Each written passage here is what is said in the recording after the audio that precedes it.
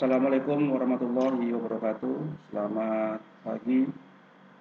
Semoga di pagi hari ini kita tetap selalu diberikan kesehatan dan keselamatan sehingga masih tetap bisa melaksanakan aktivitas kita sebagaimana biasanya. Selamat bertemu kembali dalam mata kuliah User Interface, User Experience, di mana untuk minggu ini kita sudah memasuki minggu yang ke-6. Semoga Anda semua bisa mengikuti mata kuliah ini dari awal sampai akhir nanti, karena ini salah satu sub pokok bahasan yang penting di dalam kita membuat satu desain baik UI maupun UX. Dan untuk itu silakan masing-masing Anda untuk bisa mempersiapkan diri berkaitan dengan alat tulis yang nanti bisa digunakan untuk mencatat atau bertanya tentang materi yang akan kita bahas di pertemuan kita pagi hari ini. Untuk topik pagi ini adalah membahas mengenai design thinking. Saya yakin Anda semua sudah familiar dengan kata-kata thinking ini. Bagaimana kita bisa menggunakan pemikiran kita atau ide-ide kita berkaitan dengan desain yang nanti akan kita lakukan. Untuk itu kita masuk design thinking ini sebenarnya seperti apa dilihat dari UI dan UX. Dan saya yakin Anda semua masih berpikir sebenarnya seperti apa design thinking di dalam implementasi dan penggunaannya di dalam UI dan UX. Untuk itu akan kita bahas secara lebih detail berkaitan dengan slide ini. Design thinking adalah framework dalam pola pikir kita atau bagaimana pendekatan kita dalam menyelesaikan sebuah permasalahan UI dan UX desainnya. Kalau disebutkan bahwasanya design thinking itu merupakan satu bentuk dari framework, berarti ada batasan yang nanti harus kita lakukan berkaitan dengan apa yang kita kerjakan. Artinya kalau dia berupa suatu bentuk frame, berarti ada yang membatasi. Misalkan ini sebuah frame, maka apa yang kita kerjakan itu berada di dalam frame tersebut. Nah, artinya ini ada termasuk di dalam bagaimana kita menggunakan pola pikir kita atau nanti bagaimana kita menggunakan pendekatan yang akan kita lakukan terhadap penyelesaian sebuah persoalan. Dan tentunya persoalan ini akan kita bukan dalam bentuk UI dan UX design.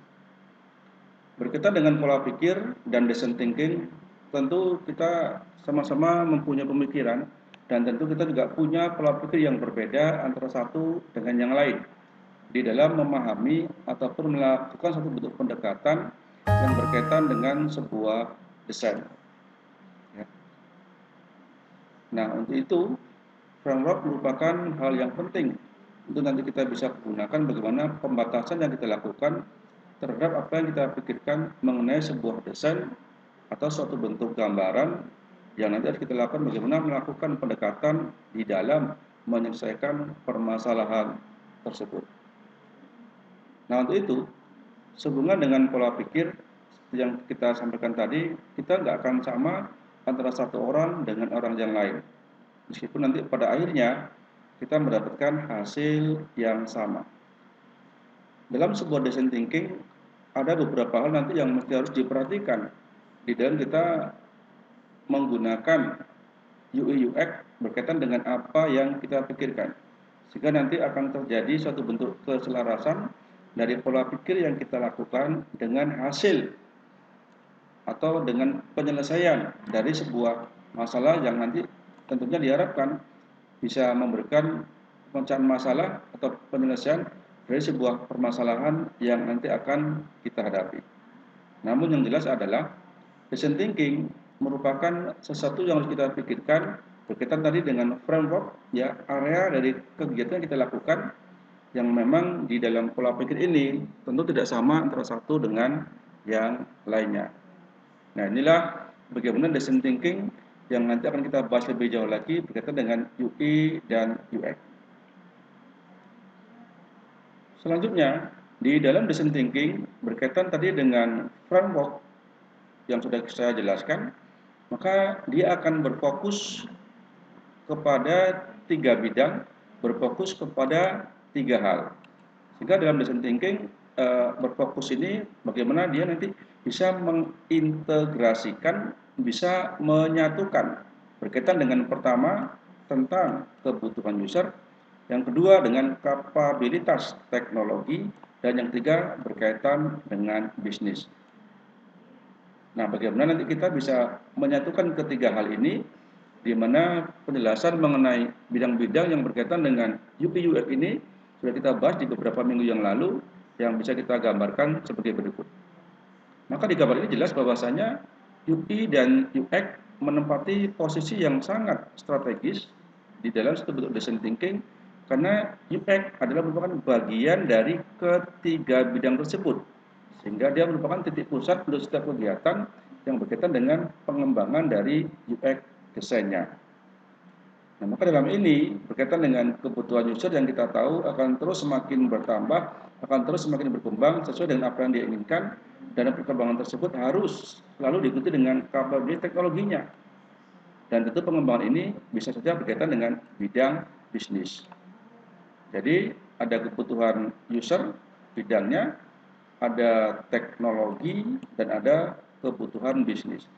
Nah, untuk itu sebuah desain yang akan kita buat nantinya berkaitan dengan framework tadi, dengan pola pikir tadi, harus memfokuskan bagaimana ketiga bidang ini bisa kita nanti pergunakan.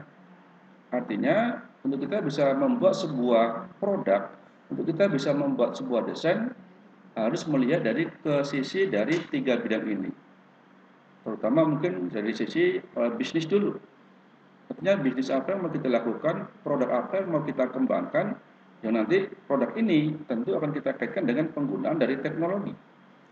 Kalau bisnis sudah dikaitkan dengan teknologi, tentu pada ujung-ujungnya adalah bagaimana si user akan lebih mudah menggunakannya, si user akan lebih nyaman menggunakannya tentang produk yang akan kita kembangkan. Sehingga pada akhirnya produk kita bisa dipergunakan, bermanfaat bagi orang lain, dan itu juga bermanfaat bagi kita sendiri. Nah, untuk itulah kita pikirkan bagaimana framework tadi di dalam pola pikir tadi untuk bisa melakukan satu bentuk pendekatan-pendekatan yang tujuannya adalah menyelesaikan permasalahan yang dihadapi oleh para user di dalam memenuhi kebutuhannya yang berkaitan dengan bisnis dan teknologi yang pada sekarang bisa kita lihat sangat berkembang sekali. Maka bisa kita lihat sekarang semua kegiatan bisnis itu sudah berorientasi kegiatannya dengan menggunakan cara online.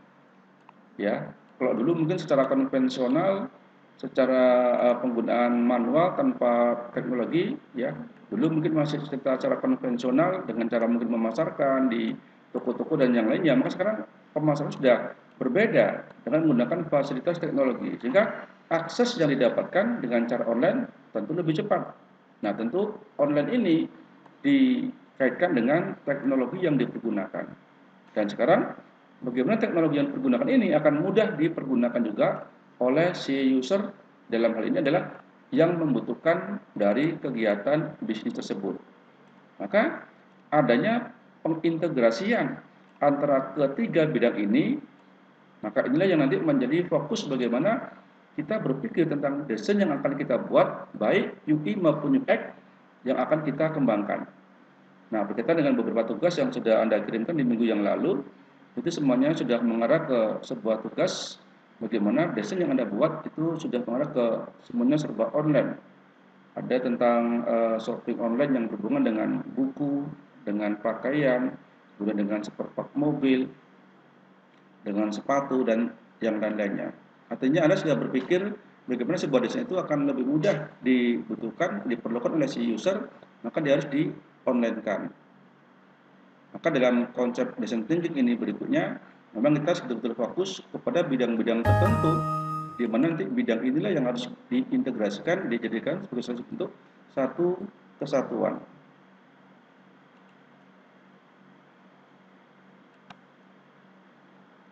Maka dalam konsep design thinking, memang kita harus betul-betul terfokus kepada pengintegrasian dari ketiga bidang ini, yang nantinya diharapkan dari desain yang kita buat, dari UI dan UX yang akan kita kembangkan, bisa bermanfaat untuk orang banyak. Selanjutnya, di dalam pengembangan UI UX berkaitan dengan design thinking ini ada 5 fase atau 5 tahapan bagaimana kita menggunakan metode dari design thinking tersebut berkaitan dengan pola pikir yang kita lakukan. Pertama berkaitan dengan empati, kedua dengan define, ketiga dengan ide, keempat prototype, dan kelima dengan tes. Jadi ada 5 fase untuk bisa kita membuat suatu bentuk design thinking yang memang nanti betul-betul diperlukan oleh si user. 1 empati, kemudian 2 define, 3 berkaitan dengan ide, 4 berkaitan dengan prototype, dan 5 berkaitan dengan tes. Namun demikian, kelima proses tersebut tidak harus bersifat linear. Artinya tidak mesti harus 1 dulu baru 2 atau 2 dulu baru 3. Tidak mesti seperti itu. Bisa saja alurnya, prosesnya nanti berbeda untuk kasus-kasus yang lebih spesifik.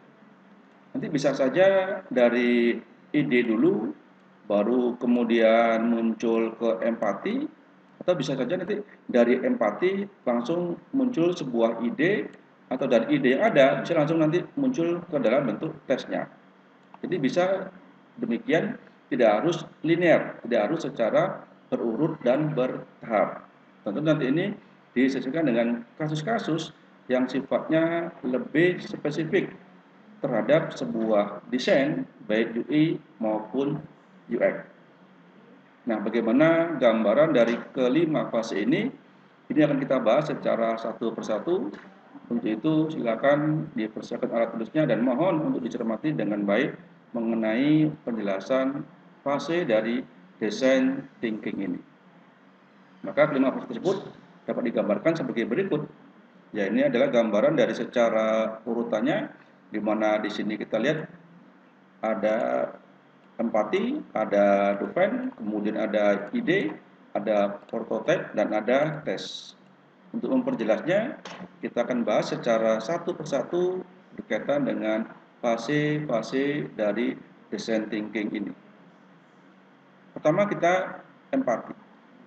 Saya yakin Anda sudah bisa memberikan suatu bentuk pemikiran sebenarnya empati itu seperti apa. Maka untuk memberikan gambaran tentang empati tersebut, kita lihat gambar sebagai berikut. Ya. Jadi gambar ini juga sebenarnya menjelaskan nanti uraian tentang masalah empati. Kalau kita lihat dari gambar ini ada beberapa orang yang sedang berkumpul, ada yang pegang buku, ada yang menghadapi laptop, dan ada yang sedang berbicara, dan ada yang mendengarkan. Ini adalah gambaran dari sebuah forum diskusi atau forum tukar pendapat atau forum sharing atau juga mungkin curhat.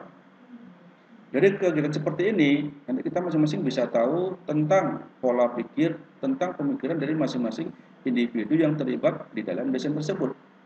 Sehingga nanti lama-lama kita bisa memberikan penilaian kepada masing-masing individu ini berkaitan dengan apa yang dia sampaikan. Sehingga nanti dari sinilah akan muncul suatu bentuk perasaan suka, akan bentuk suatu bentuk perasaan ketertarikan, perasaan senang, dan yang lain-lainnya.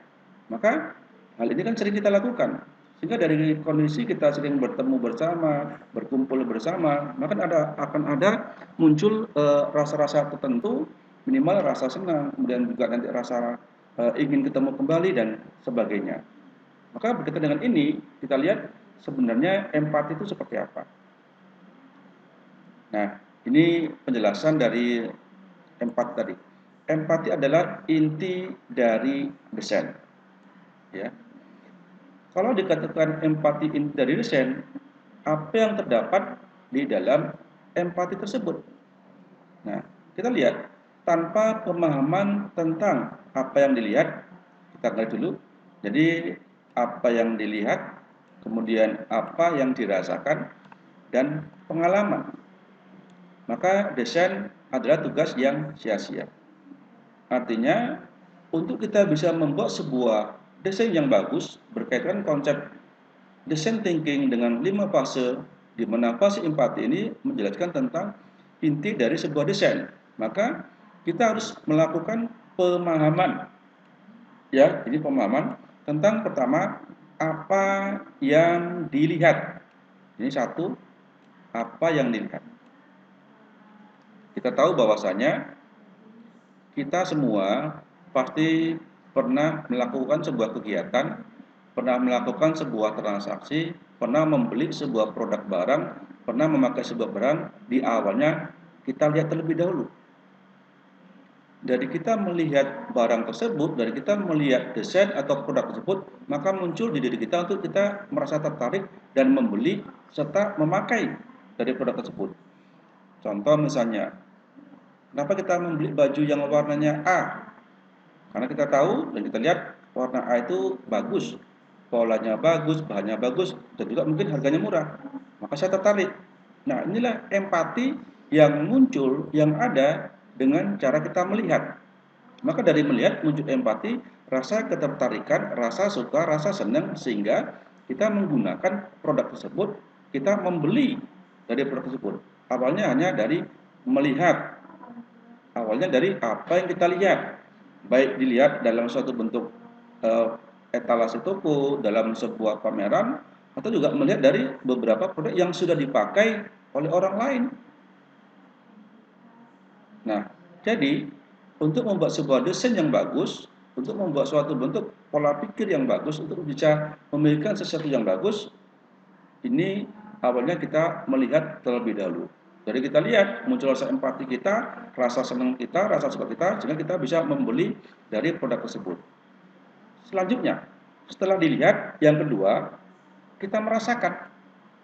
Ya, ini contohnya mudah saja. Kalau tadi kita melihat pakaian, tertarik karena mungkin polanya bagus, warnanya bagus, kemudian kita beli. Dan selanjutnya tentu kita pakai. Kalau sudah kita pakai, berarti kita merasakan dari pakaian yang kita beli tadi.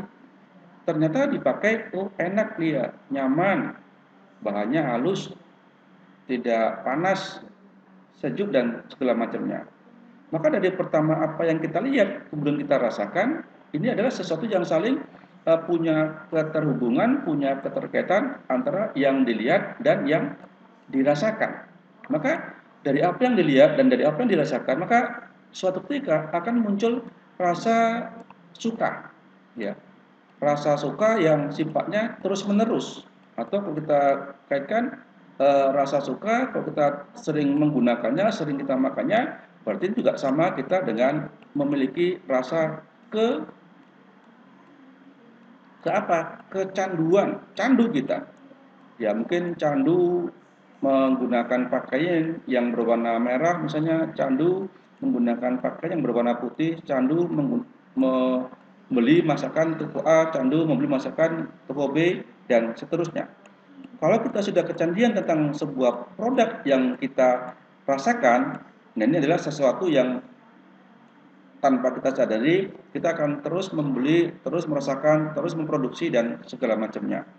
Ya, maka hal inilah yang menyebabkan produk tertentu akan terus dipakai oleh orang lain, akan terus dipergunakan oleh orang lain, dikarenakan adanya kecanduan dari apa yang sudah dia rasakan.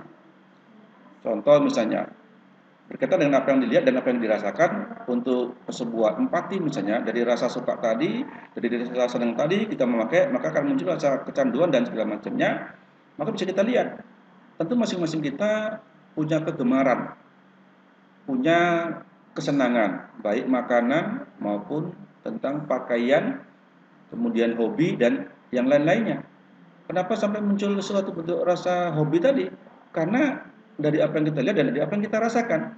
Ya kita mungkin hobinya jalan-jalan, hobinya misalnya kuliner, hobinya mancing dan segala macamnya.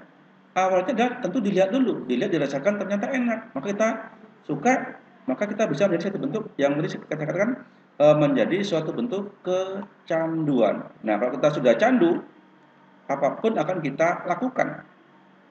Ya contoh saja misalnya kita baca di beberapa media tentang bagaimana seseorang kecanduan tentang narkoba atau narkotika. Dan mudah-mudahan di kampus kita tidak ada yang terlibat di dalam penggunaan narkoba ini. Ya, contoh saja kalau dia sudah kecanduan, dia akan melakukan apa saja.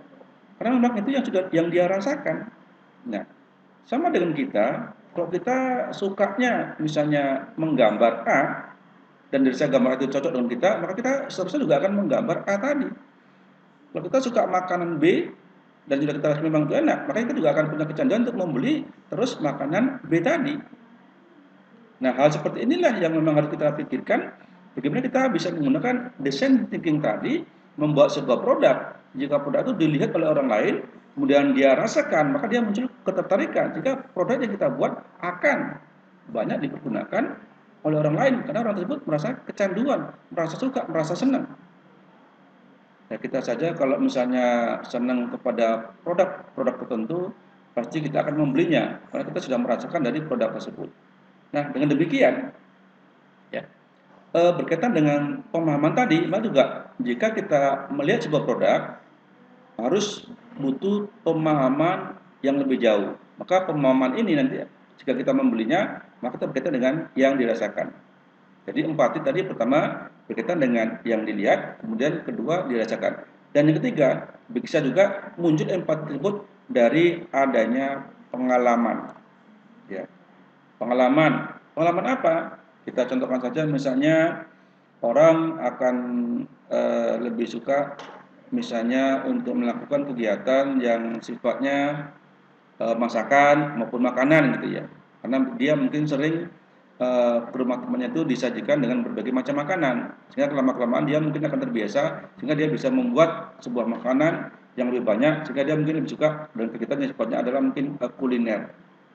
Nah, ini juga pengalaman atau pengalaman bisa juga didapatkan dari beberapa kegiatan yang diikut sertakan dalam sebuah perlombaan. Misalnya Anda sudah pernah menggambar, ikut lomba menang, maka dari pengalaman ini Anda akan terus meningkatkan kegiatan menggambar Anda sehingga Anda punya pemikiran, punya empati, punya rasa ingin terus menang di saat mengikuti perlombaan tersebut. Nah, maka rasa empati ini bisa menjadi satu bentuk motivasi atau mendorong kita untuk membuat sesuatu yang lebih baik lagi. Maka di sini butuh pemahaman, bukan hanya sekedar paham. Ya, jadi ini dikatakan pemahaman bukan paham, karena makna pemahaman dan paham itu berbeda. Pemahaman sedikit lebih tinggi lagi dibandingkan hanya sekedar paham saja. Contoh sebuah soal, kalau paham itu disebutkan, kalau pemahaman itu minta dia untuk diberikan penjelasan. Nah, inilah yang disebut bahwasanya memang empati merupakan inti dari suatu bentuk di sebuah desain, karena kita perlu pemahaman dari apa yang kita lihat, apa yang kita rasakan, dan juga dari pengalaman, sehingga tanpa adanya ketiga hal ini akan sia-sia saja. Karena bisa kita bayangkan kalau kita membuat sebuah desain dari tanpa apa yang pernah kita lihat, berarti kan desainnya tidak berdasarkan apa yang diperlukan oleh si user dan nggak pernah dirasakan, tentu nggak juga melihat dari para user. Nah, maka kita bisa lihat beberapa produk itu perlu ada suatu bentuk uji coba, suatu bentuk tes, suatu bentuk misalnya prototipe tertentu karena nanti akan dipergunakan oleh orang banyak. Nah, ini adalah fase pertama dari 5 fase design thinking yang berkaitan dengan empati. Maka kalau kita sudah memiliki empati, sudah memiliki rasa ingin, rasa suka terhadap produk apapun itu, kita akan selalu menggunakannya. Nah, sekarang masing-masing Anda, bagaimana Anda bisa memiliki empati untuk membuat suatu bentuk desain, untuk bisa memiliki design thinking yang berkaitan dengan sesuatu yang bisa tadi mengintegrasikan ketiga hal, keinginan si user, penggunaan teknologi yang berkaitan juga dengan bisnis. Jadi kita tahu sekarang sangat berkembang sekali yang berkaitan dengan bisnis digital, ya, atau bisnis online atau online shop dan segala macamnya. Jadi buatlah sebuah desain nantinya UI maupun UX yang berkaitan dengan apa yang Anda pikirkan untuk bisa mengintegrasikan ketiga bidang tadi. Dan jika itu nanti sudah muncul rasa empati Anda, saya yakin masing-masing Anda akan terus bisa mengembangkan dari rasa ingin apa yang Anda kerjakan, dari rasa ingin ketahuan Anda tentang produk tersebut, sehingga Anda bisa terus melakukan bentuk desain-desain yang lebih bagus dan lebih bagus lagi. Tentu ini berdasarkan apa yang Anda lihat dan apa yang Anda rasakan, juga beberapa pengalaman-pengalaman Anda, misalnya ikut perlombaan, menggunakan media cetak, melihat televisi, melihat internet dan yang lainnya. Jika kita punya pemikiran terhadap desain tadi untuk bisa lebih baik lagi dan lebih bermanfaat untuk orang lain. Maka ini ada istilah dari empati. Empati is the head, ya. Berarti jantungnya dari sebuah desain, intinya begitu ya. Nanti bisa Anda pahami ini untuk yang lainnya. Selanjutnya kita masuk ke yang kedua. Namun sebelumnya kita pertanyakan dulu. Sebenarnya kita membuat produk itu, membuat desain desain itu untuk apa gitu. Makanya jawabannya. Untuk sebuah design thinking, maka pendekatan yang diambil menggunakan user center. Artinya si user lah yang sebagai pusat untuk kita bisa memberikan sebuah desain yang lebih baik lagi. Jadi ini ada user center. Artinya sebuah UX design yang kita buat harus sekali lagi memperhatikan apa yang diinginkan oleh si user, apa yang dibutuhkan oleh si user, ya, ya. Ini atau menitik beratkan ya apa yang sebenarnya yang dirasakan oleh si user. Nah, pada saat sekarang user semua keinginan bahwasanya produk yang dia inginkan harus didapat secara cepat, maka harus menggunakan secara online. Transaksi tidak harus menggunakan misalnya uang kertas, bisa saja dengan menggunakan bentuk transaksi juga secara online. Pengiriman barang tidak harus lambat, harus menggunakan pengiriman barang yang cepat, maka juga harus secara menggunakan yang sifatnya adalah online. Maka sekarang kalau kita tanya kepada beberapa user, ya, apapun yang dilakukan, maka harus dengan cepat bisa dia dapatkan.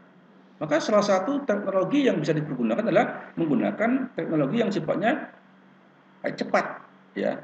Mau nggak mau harus produk yang kita buat, desain yang kita lakukan juga harus bisa secara cepat. Contoh misalnya, kalau dulu kita membuat spanduk, membuat banner itu butuh berapa hari gitu.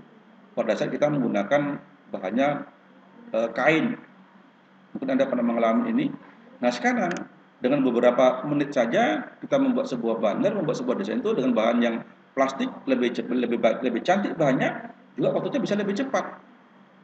Nah, sebenarnya inilah yang menjadi empati ya dari si user. Kalau dia sudah tertarik terhadap sebuah produk, user dalam pengertian customer atau konsumen ya, dia akan terus menggunakan produk tersebut.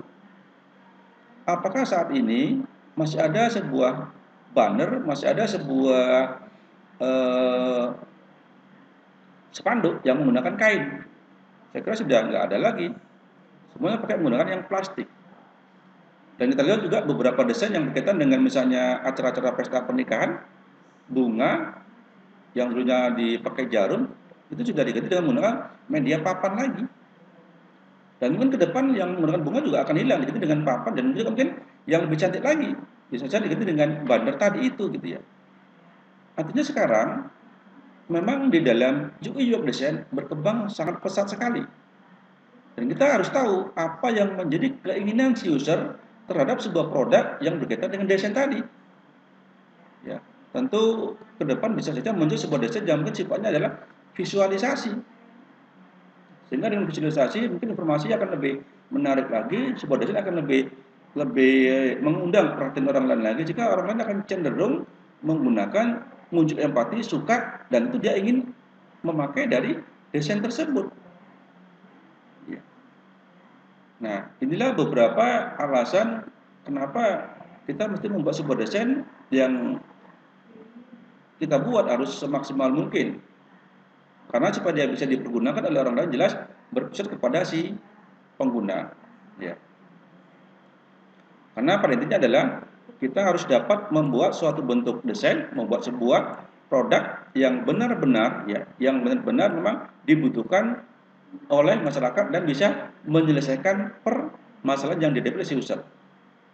Nah, ini alasan kenapa kita mesti membuat sebuah desain, kenapa harus menggunakan design thinking di dalam produk yang kita buat nantinya. Apalagi dalam sebuah bisnis, ya, tentu banyak hal yang nanti bisa kita lakukan berkaitan dengan kegiatan, apakah berbasisnya bisnisnya makatan, atau berbisnis digital, atau berbisnis yang lain. Tentunya juga harus sekali lagi kita melakukan satu bentuk survei misalnya, apa-apa yang dibutuhkan oleh si user, sehingga nanti produk yang kita buat ini tidak mengecewakan dan memang sesuai dengan apa yang diinginkan oleh si user tadi.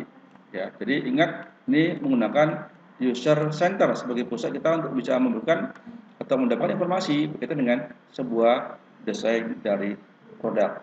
Nah, ini adalah output dari tahapan 4 tadi, ada sebuah data Itu adalah data dari beberapa masukan user atau masukan tadi, atau juga dari perorangan tentang sebuah produk yang dia inginkan. Ini penjelasan dari empati tadi, dan kita harus melakukan pendekatan yang sifatnya sekali lagi user center kepada si pengguna, si user yang menggunakan dari produk tersebut, sehingga apa yang diinginkan bisa menjadi terpenuhi, sehingga produk yang kita buat ini menjadi lebih bermanfaat. Tahap kedua adalah define. Nah, define adalah kita ngomong seperti ini. Ya, apa itu define? Menentukan sebenarnya apa yang dibutuhkan oleh si user. Jadi nanti kita di sinilah mendefinisikan, mencatat, mengkoleksi beberapa hal yang berkaitan dengan sebenarnya user itu perlunya apa, user itu butuh apa. Maka untuk itu, untuk kita bisa mengetahui apa yang dibutuhkan oleh si user, kita harus melakukan berbagai fakta ke lapangan. Ya, kalau Anda masih ingat semalam, ada tahapan-tahapan untuk bisa kita membuat sebuah user yang baik. Di antaranya adalah field research. Bisa kita menggunakan wawancara, bisa kita menggunakan observasi lapangan, atau kita bisa menggunakan suatu bentuk angkat-angkat tertentu. Karena biasanya si user itu punya keinginan yang tidak sama satu dengan yang lainnya. Ya, misalnya kalau ini kita si user A, kemudian ini kita si user B, kemudian user C dan user D, maka keinginan masing-masing mereka itu tidak sama satu dengan yang lainnya. Maka untuk menyatukan apa yang mereka inginkan, ya kita tanya satu persatu. Nanti dari pertanyaan tadi, baik dari si A, si B, nanti juga si C dan si D, ini kita rangkum jadi satu, sehingga inilah yang akan kita tentukan. Karena memang inilah apa yang diinginkan oleh mereka ini gitu.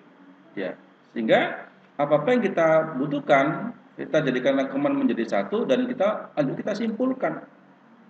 Kita simpulkan dan jadikan suatu bentuk sebuah masukan yang bagus untuk nanti kita bisa membuat dari produk tersebut. Dan sekali lagi, untuk kita bisa melakukan ini, tentu kita butuh beberapa orang yang kita bisa minta pendapat yang nantinya berkaitan dengan sebuah desain, dengan sebuah produk yang akan kita buat. Oke, ini tentang domain yang harus kita pahami berkaitan bagaimana kita mendefinisikan, mengumpulkan sebuah data, mengumpulkan sebuah fakta-fakta, apa-apa yang memang diperlukan oleh si user untuk kita bisa membuat satu bentuk desain, untuk kita bisa membuat satu bentuk produk yang memang nanti bisa dipergunakan oleh para user ini. Ya. Kemudian dari ini ada tentang statement, dan kita nanti bisa merumuskan, rupanya sekarang user membutuhkan sebuah produk A misalnya, kita rumuskan. Rupanya nanti si user membutuhkan produk B. Nah, ini kita jadi satu bentuk problem yang bisa kita pecahkan dengan menggunakan beberapa tahapan. Berikutnya, what are the really need, apa yang dibutuhkan secara nyata kepada si user ini begitu. Ini pendefinisian atau pengumpulan sebuah informasi, pengumpulan sebuah data tentang hal-hal apa saja dibutuhkan oleh user, sehingga desain yang kita buat nantinya bisa lebih maksimal. Dan tentu ini akan muncul setelah tadi ada rasa empati di masing-masing pengguna, rasa suka, rasa tidak suka, rasa senang ataupun rasa tidak senang dari sebuah produk yang sudah dia pergunakan. Maka berikutnya harus kita pahami lagi, kita definisikan lagi, ya, kita tanyakan lagi apa yang benar-benar mereka perlukan tentang sebuah produk tersebut. Ini merupakan tahap kedua atau fase kedua dari 5 fase tadi. Berikutnya, ide, atau idea. Masing-masing kita tentu tadi punya pemikiran, punya pola pikir yang berbeda, dan kita juga tentu punya ide, punya gagasan tentang apa yang kita buat. Dan biasanya ide-ide akan muncul jika kita akan mendiskusikan dengan teman-teman kita. Akan kita sampaikan kepada teman-teman yang lain, saya punya A, saya punya B, idenya begitu. Nanti dari diskusi inilah akan berkembang berbagai macam ide-ide yang nanti bisa disatukan, sehingga bisa membuat sebuah produk yang memang betul-betul sudah hasil dari ide-ide yang memang didiskusikan dengan baik dan benar. Nah, idea adalah tahap di mana kita mencari segala macam solusi. Ya, jadi kita bisa berdiskusi untuk menentukan produk apa yang kita buat. Ya, mencari segala macam solusi yang memungkinkan tentang sebuah produk yang akan kita pecahkan nantinya. Kalau ini misalnya si A, tentu dia juga punya ide tersendiri. Ini B juga mungkin punya ide tersendiri. Ya, punya masing-masing juga punya ide, dan si C juga masing-masing juga punya ide. Ya, dan idenya nggak sama. Nah, sekarang dari beberapa macam ide tadi itu disatukan, ya, sehingga nanti akan ketemu suatu bentuk ide yang akan berkaitan dengan sebuah produk yang memang betul-betul dibutuhkan oleh si user. Ya, sehingga pada tahap berikutnya bisa memberikan suatu bentuk pemecahan masalah dari yang dihadapi. Karena solusi ini tentunya berdasarkan dari tahap kedua tadi tentang domain atau pengumpulan data, dan saya katakan di sini dapat memecahkan permasalahan pada tahap yang sebelumnya, berarti pada tahap yang kedua tadi yaitu pada tahap kita menggunakan domain tadi atau pengumpulan data atau proses yang dilakukan oleh si user. Maka dari kita mendapatkan tadi, kita punya ide, kita jadikan satu, kita diskusikan, kita catat. Ini ya kemudian kita lakukan satu bentuk diskusi, kemudian kita ada tim dan dicatat berbagai macam solusi tadi, ya, sehingga data ini kita nanti bisa menjadi landasan untuk proses yang berikutnya. Ya. Jadi dari beberapa informasi yang kita dapatkan tadi dengan field riset tadi, dengan wawancara kepada para user, maka nanti akan muncul satu bentuk ide-ide tertentu, kemudian kita diskusikan, kita catat dalam sebuah tim, dan ini kita bisa menjadi landasan untuk kita bisa membuat proses yang berikutnya atau menentukan sebuah desain apa yang akan kita lakukan, menentukan sebuah produk apa yang akan kita buat, menentukan suatu bentuk kegiatan apa yang akan kita buat.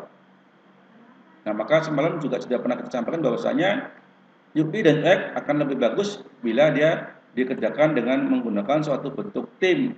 Karena memang kita dengan tim tertentu, dengan punya ide-ide yang berbeda dan punya pola pikir yang tidak sama, maka menyatukan ide ini adalah menjadi hal yang sangat baik sekali untuk kita bisa membuat satu bentuk produk yang baru dari hasil beberapa ide, dari hasil beberapa pendapat dari tim yang ada.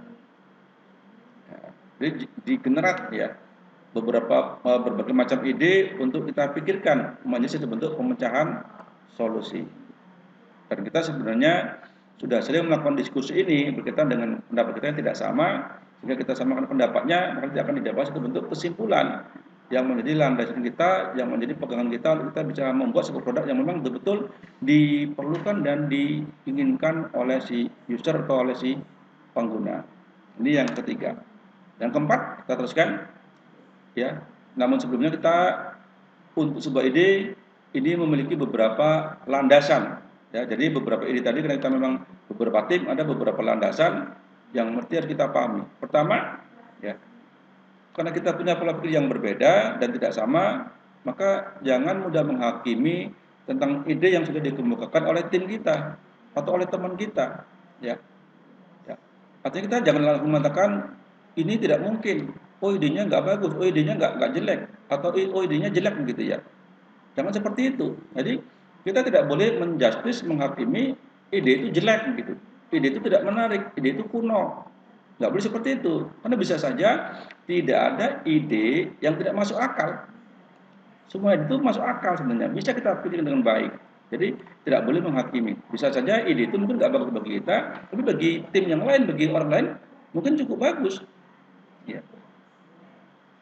Jadi kita dalam hal ini ya cukup berfokus bagaimana pemecahan solusi, jangan mempermasalahkan ide yang teman-teman yang mungkin tidak masuk akal tadi. Ya. Jadi kita harus menyatukan dari beberapa ide untuk bisa mendapatkan solusi. Jadi jangan mudah menghakimi atau jangan mudah menjustis atau mengatakan ide Anda itu tidak bagus, ide Anda itu tidak relevan. Nggak boleh seperti itu. Jadi diterima saja idenya, nanti baru kita diskusikan dan kita ambil satu bentuk kesamaan dari beberapa ide yang dijadikan menjadi satu hasil dari diskusi tadi yang bisa dijadikan landasan untuk kita kegiatan yang selanjutnya. Yang kedua, bahwasanya ide itu bisa saja berfokus untuk bisa menghasilkan sebanyak mungkin ide. Ya. Maka tadi kita ada tentang tim, sehingga kalau kita tim bisa saja ide itu akan banyak. Ya. Kalau dia banyak, ya prinsip selanjutnya adalah untuk memasukkan ide sebanyak mungkin, dan ide ini mungkin tidak harus original, artinya ide yang asli bisa saja dari apa yang kita lihat inovatif, unik atau lainnya.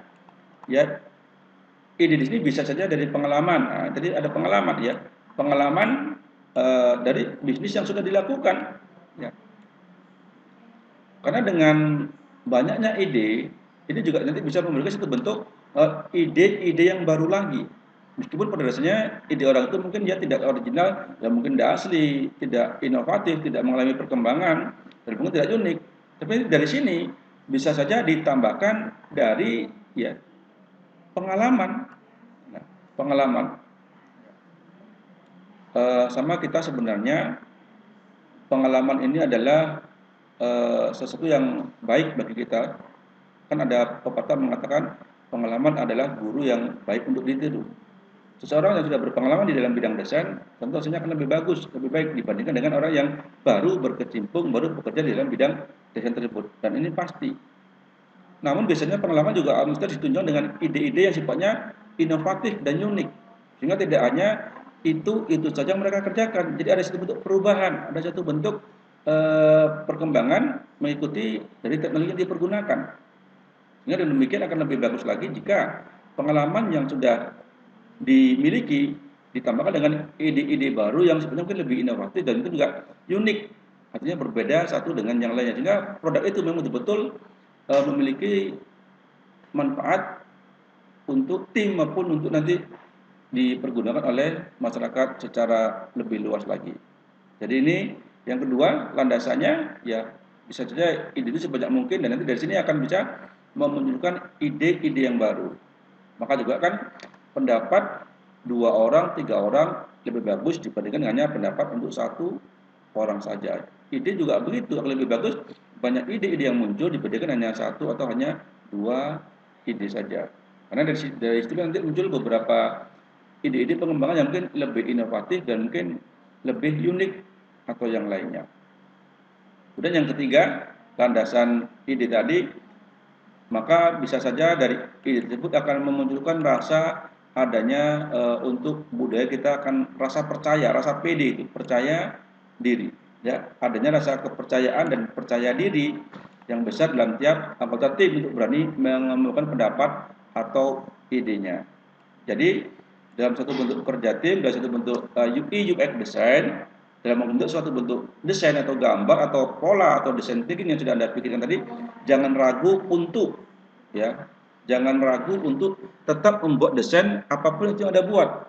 Yang jelas Anda akan muncul nanti rasa percaya diri. Ini loh yang saya buat, ini loh yang saya hasilkan, ini loh hasil karya saya gitu ya. Maka di tugas kemarin saya tekankan masing-masing Anda harus membuat secara sendiri, jangan mengambil dari ide atau desain yang sudah ada. Apapun itu hasilnya, maka Anda harus tahu bagaimana menggunakan aplikasinya, bagaimana melakukan copy paste-nya, bagaimana mendesainnya, bagaimana framework-nya, bagaimana framework-nya dan segala macamnya. Itu harus dilakukan secara sendiri, sehingga nanti di kita itu muncul rasa percaya tentang apa yang kita buat, tentang desain yang kita buat, tentang pendapat yang sudah kita kemukakan.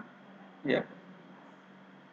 Karena kalau kita tidak adanya rasa percaya diri, belum terciptanya rasa percaya diri, maka akan menimbulkan keheningan berkepanjangan. Artinya kita tidak bisa melakukan satu bentuk kreativitas, kita akan diam saja.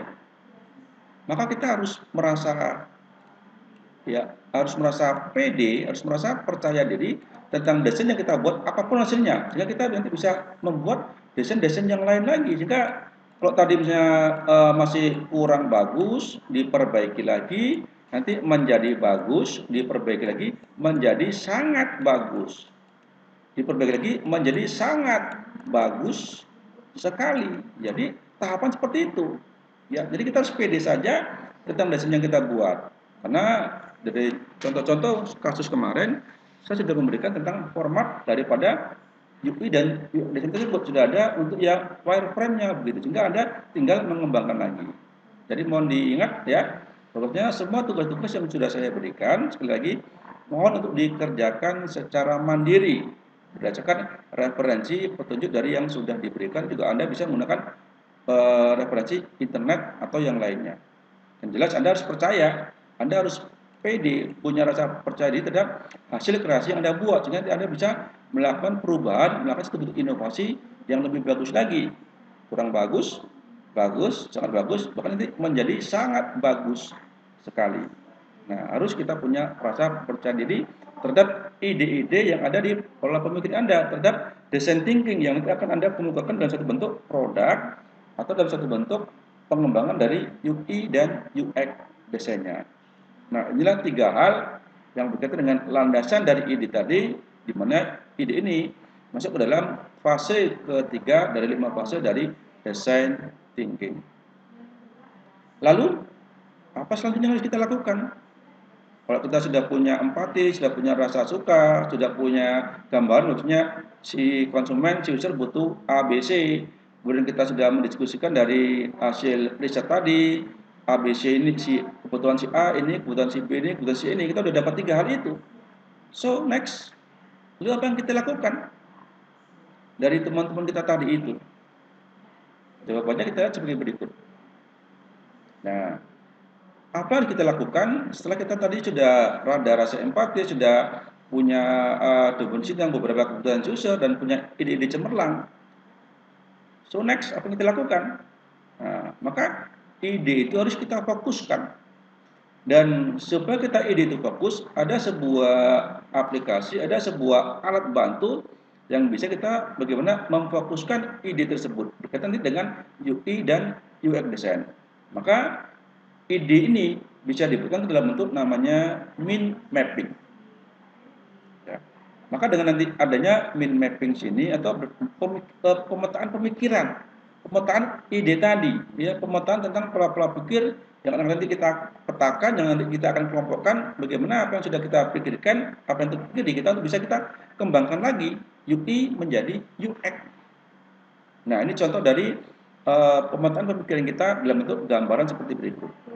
Nah, ini kalau kita lihat dari gambar ini, mind mapping berarti di sini ada family. Maka ini ada kaitannya dengan tugas masing-masing Anda kemarin. Maka family ini sebenarnya sama dengan judul, sama dengan header dari tugas desain yang Anda buat di minggu yang lalu. Jadi, kalau ini sama dengan sebuah judul, maka judulnya adalah sebuah keluarga. Ya. Artinya nanti dalam sebuah framework, jadi saya katakan kalau tadi kita membahas tentang masalah framework, maka di keluarga besar ini judulnya di sini adalah suatu keluarga atau family, ya. Judulnya adalah keluarga. Berikutnya, ini kan yang menjadi area kita kerja, yang menjadi area atau worknya, kegiatannya. Ada apa di keluarga tersebut? Kita petakan dari hasil apa yang kita pikirkan. Kita petakan dia, kita fokuskan dia, kita kelompokkan dia. Ternyata di keluarga itu pertama siapa saja yang ada di keluarga? Ya. Ini siapa saja yang ada di keluarga? Ya ada ibu, ada ayah, kemudian ada saudara, ada adik dan segala macamnya. Jadi ini kita petakan. Kemudian apalagi yang ada di situ? Ya. Kalau dia sudah punya ini, ada nggak saudaranya?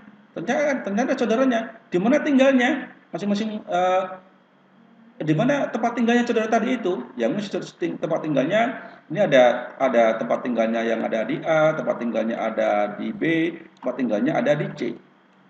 Ya. Jadi dari judul ini punya ada gambaran A, ternyata keluarga itu ada A, keluarga itu ada B, kemudian keluarga itu juga rupanya ada C. Ya.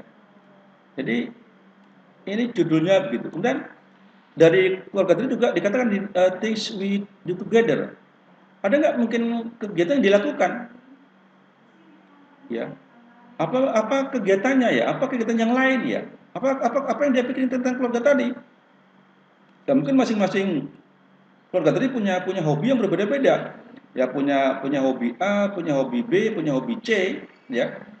Jadi mungkin ini berkaitan dengan masing-masing tadi ada ini berkaitan dengan hobi misalnya, ini tadi berkaitan dengan tempat tinggal, ya tempat tinggal. Ini tadi berkaitan dengan misalnya anggota keluarga itu ada siapa saja gitu ya.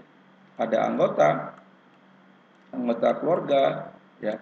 Dan ini apa yang dia sukai misalnya masing-masing ini hobi juga sama juga apa selanjutnya selain dari yang mereka sukai misalnya ibu ya ini ya misalnya ibu sukanya apa, kemudian ayah sukanya apa, yang lain kakak sukanya apa. Jadi masing-masing dikembangkan lagi menjadi bagian-bagian yang lain. Juga mungkin ada B, mungkin juga ada C, juga mungkin ada D, ya, ada D. Ada D, mungkin juga berikutnya lagi ada A, B, C, D, mungkin juga ada F.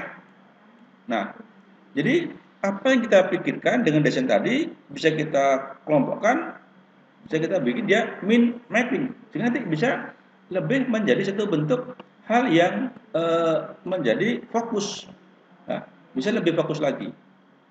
Maka kalau kita lihat dari gambar min mapping di sini adalah kalau sebelum kita membuat sebuah desain sudah kita punya judul, maka dari judul tersebut bisa ditarik berkaitan ini dengan, nah ini berarti area kerjanya, worknya bisa saja dalam bentuk berisi suatu bentuk konten, ya, konten gitu, atau isi. Artinya, kalau kita membuat sebuah judul tentang sebuah produk, maka kita nanti harus paham dan bisa memetakan tentang hal-hal yang berkaitan dengan produk tersebut. Inilah nanti yang digambarkan dengan menggunakan min mapping, sehingga kita bisa nanti lebih fokus. Nah, contoh misalnya, kalau kita membuat sebuah website, ya, website misalnya website kampus lah, kita kan punya website kampus tadi ya, kita juga ada website kampus misalnya. Apa saja yang berhubungan dengan kegiatan kampus itu harus tercantum di sini. Ya, mulai mungkin dari pendaftaran, KRS-nya, dosennya, mata kuliah, program studinya, jumlah SKS-nya, jumlah mata kuliahnya, aturan, tata tertib, jurnal, dan yang lainnya. Maka semua ini nanti yang harus kita petakan dan kita bikin min mapping-nya berkaitan dengan kampus tersebut.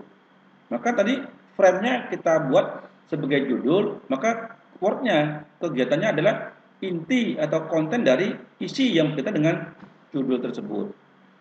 Nah, berkaitan dengan hal ini dan tugas yang sudah Anda kumpulkan di minggu yang lalu, nanti silakan masing-masing Anda membuat min mapping yang berkaitan dengan tugas yang sudah Anda kumpulkan di minggu yang lalu, di mana masing-masing tugas itu sudah punya sebuah judul. Apakah berkaitan dengan bidang pemasaran, berkaitan dengan shopping online, berkaitan dengan transaksi online dan segala macamnya. Mohon nanti masing-masing Anda mencatat kembali itu semuanya dalam bentuk min mapping. Sehingga nanti dari min mapping di sini kita bisa memetakan lagi tentang wireframe yang ada yang berkaitan dengan satu bentuk header dari sebuah produk yang nanti Anda akan selesaikan dengan tugas-tugas yang sudah Anda buat dan sudah Anda kirimkan di minggu yang lalu. Maka nanti ini termasuk dalam satu bentuk kategori tugas mandiri atau satu bentuk latihan. Nanti lebih jelasnya bisa Anda lihat saja di dalam Google Classroom tentang min mapping yang berhubungan dengan tugas wireframe yang sudah Anda kumpulkan di minggu yang lalu. Oke. Maka output dari tahap ini adalah sketsa atau flow diagram berdasarkan min mapping itu bentuk konsep tersendiri. Sehingga nanti dengan adanya konsep ide fokus yang menggunakan min mapping seperti ini, kita akan lebih mudah mengembangkan dari konten, mengembangkan dari wireframe untuk melengkapi dari sebuah framework, dari sebuah header, dari sebuah judul produk yang ingin kita kembangkan. Nanti bisa Anda buat ini dalam bentuk UI dan dikembangkan lagi dengan UX desainnya. Intinya adalah kalau kita fokus kepada ide tertentu dan sudah kita petakan dengan menggunakan min mapping, kita akan lebih mudah untuk melakukan pengembangan dengan UX-nya karena kita UI-nya sudah ada. Jadi kita bisa mengembangkan lagi seperti tadi A, B, C, D itu juga nanti bisa kita tambahkan misalnya dari A ini bisa lagi muncul pengembangan yang lain misalnya bisa menjadi misalnya A1 kemudian bisa menjadi lagi dikembangkan lagi menjadi A2 dan seterusnya. Maka konsep seperti ini kalau Anda pernah belajar bahasa pemrograman, itu ada menu utama, ada sub menu dan ada sub menu. Atau kita menulis dalam suatu bentuk cerita, misalnya ada judul, ada paragraf, ada sub paragraf, ada sub paragraf, dan juga ada sub dari sub paragraf.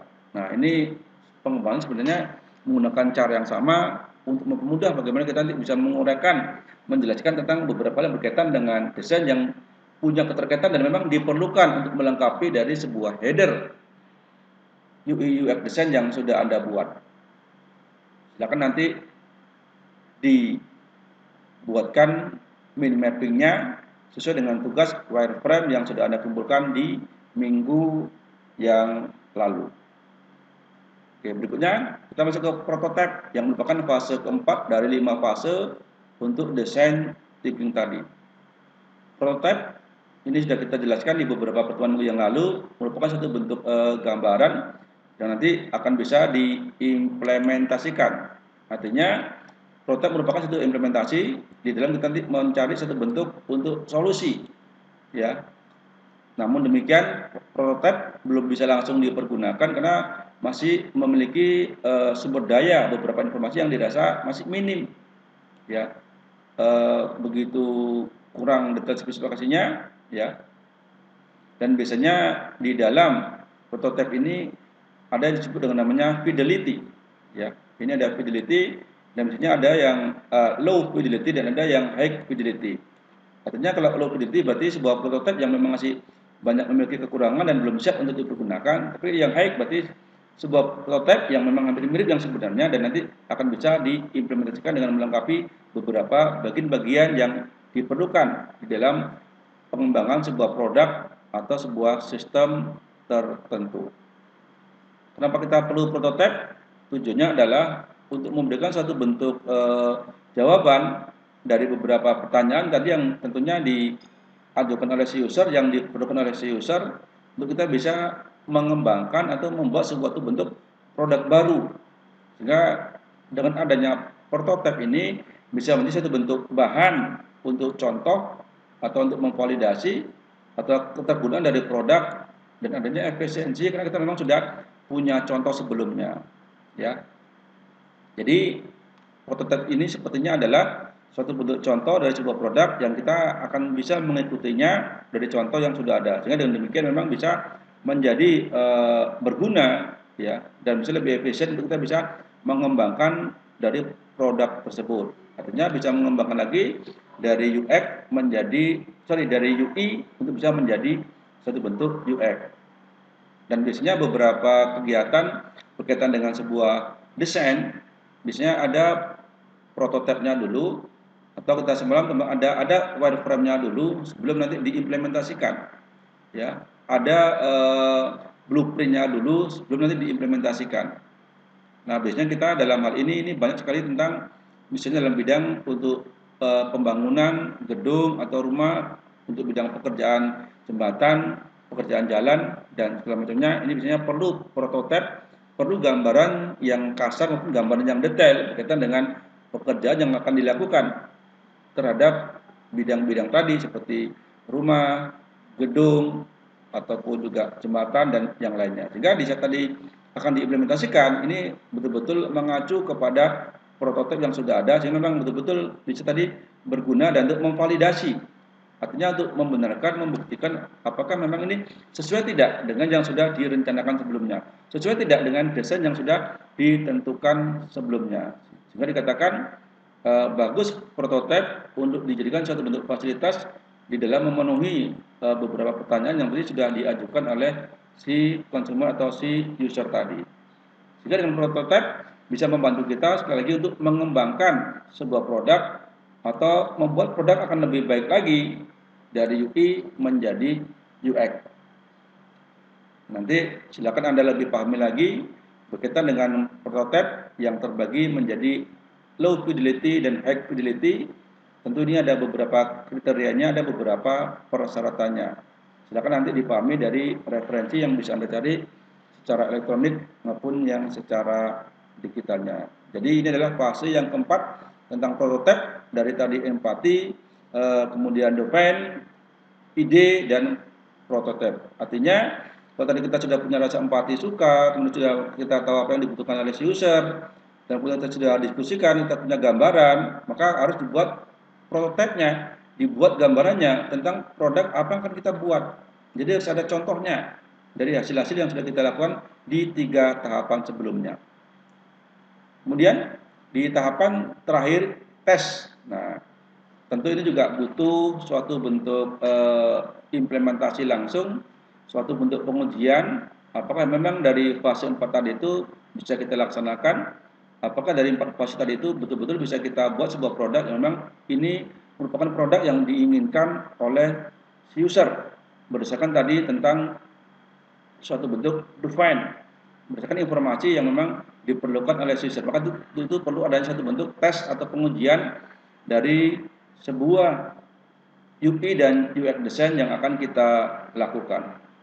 Nah, maka pengujian ini tentu sangat penting sekali untuk bisa kita ketahui atau kita bisa memvalidasi apakah yang sudah kita rencanakan tadi untuk bisa menyelesaikan solusi betul-betul mampu bisa menyelesaikan masalah tersebut, atau mungkin ada yang hal lain yang bisa kita kembangkan dari keempat fase yang sebelumnya tadi.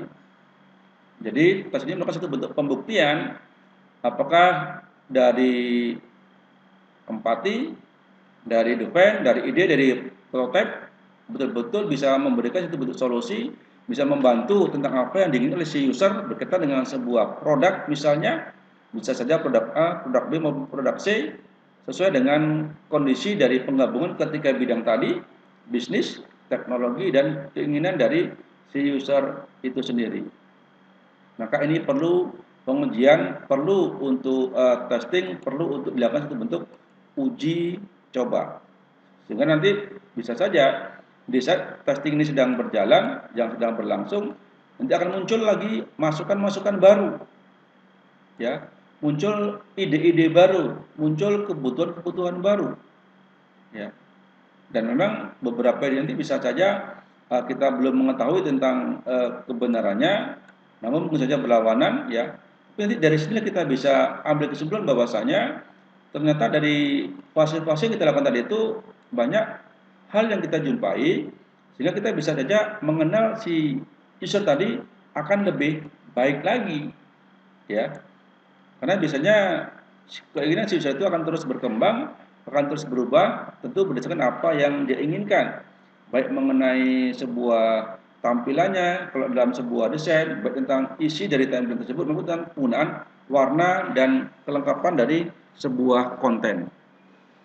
Nah, maka berkaitan dengan tes ini, nanti di beberapa materi berikutnya, Anda harus bisa mengimplementasikan dari wireframe yang sudah Anda buat sebagai tugas di minggu yang lalu untuk bisa lagi dikembangkan, untuk bisa lagi dipergunakan apakah dengan desain tersebut memang sesuai dengan keinginan si user dan bisa memberikan solusi dari yang sudah Anda rancang sebelumnya.